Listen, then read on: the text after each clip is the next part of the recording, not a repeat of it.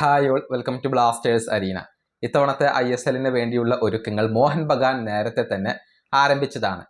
നമുക്കറിയാം, അവരുടെ പരിശീലകനായ ഹൊസെ മൊളീനയെ അവർ പുറത്താക്കിയിരുന്നു. പകരം സെർജിയോ ലൊബേറയെ അവർ കൊണ്ടുവന്നിട്ടുണ്ട്. ലൊബേറയ്ക്ക് കീഴിൽ മോഹൻ ബഗാൻ ഇപ്പോൾ ട്രെയിനിങ് നടത്തുന്നുണ്ട് എന്നുള്ളത് മാത്രമല്ല, 1-2 സൗഹൃദ മത്സരങ്ങൾ അവർ കളിക്കുകയും ചെയ്തിട്ടുണ്ട്. കഴിഞ്ഞ ദിവസം ഒരു സൗഹൃദ മത്സരം കളിക്കുകയും വിജയം നേടാൻ മോഹൻ ബഗാന് സാധിക്കുകയും ചെയ്തിരുന്നു. അതിൻ്റെ വീഡിയോ നമ്മൾ നേരത്തെ ചെയ്തിട്ടുണ്ട്.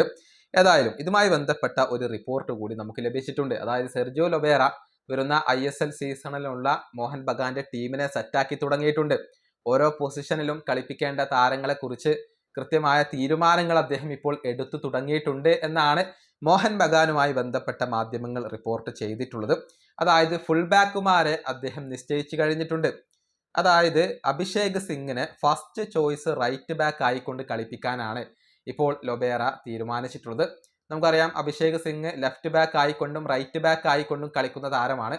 പക്ഷെ റൈറ്റ് ബാക്ക് പൊസിഷനിൽ അദ്ദേഹത്തെ ഉപയോഗപ്പെടുത്താനാണ് അദ്ദേഹം തീരുമാനിച്ചിട്ടുള്ളത്. ഫസ്റ്റ് ചോയ്സ് റൈറ്റ് ബാക്ക് അത് അഭിഷേക് സിംഗ് ആയിരിക്കും. അതുപോലെ തന്നെ അദ്ദേഹത്തിന്റെ ബാക്കപ്പ് ഓപ്ഷൻ ആയിക്കൊണ്ടായിരിക്കും ആശിഷ് റായ് വരിക. ഇനി ലെഫ്റ്റ് ബാക്കിന്റെ കാര്യത്തിലേക്ക് വരുമ്പോൾ ഫസ്റ്റ് ചോയ്സ് ലെഫ്റ്റ് ബാക്ക് അത് സുഭാഷിഷ് ബോസ് ആയിരിക്കും.